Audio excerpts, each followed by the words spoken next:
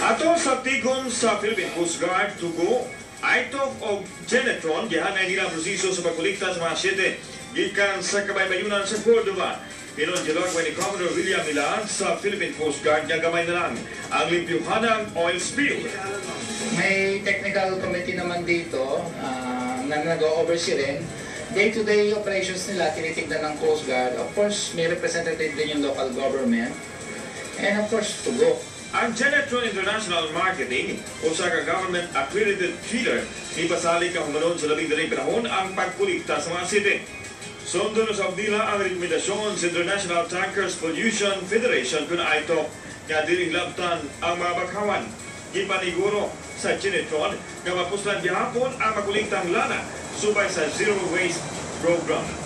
We collect their bilge water, we treat them because they're compliant with the RA 6969 of DNR that you cannot just dispose bilge water sa dagat. Tapos, from their waste bunkers, yung mga waste nila na we reprocess. We consider ourselves out of the emergency phase already. And now is the start of the project phase wherein we will be turning it over. The cleanup will be turned over to professional cleaners.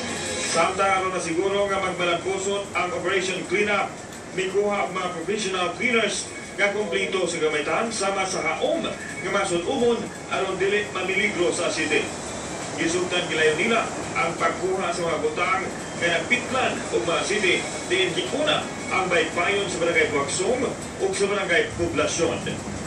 Sila mga professional cleaners nga diha sa Genetron o sa Philippine Coast Guard gitahasan sa pagkuha sa mga city na kapilit sa mga debris nga nakita karon diri sa kadagatan sa lungsod sa Cordova. Bisan og himpit na natugyan sa Philippine Coast Guard ang cleanup operation diri sa kadagatan sa Cordova ngadto sa Genetron na panilang ipasalig nga magpadaan gihapon nilang pag-monitor o pag-oversee sa nasod kalihukan hangtod na siguro nga nahimo ang responsibilidad nga gitahas kanila. Alan Domingo, ang Damo Balita 24 oras. Nasunod ka! Babaeng kailangan limited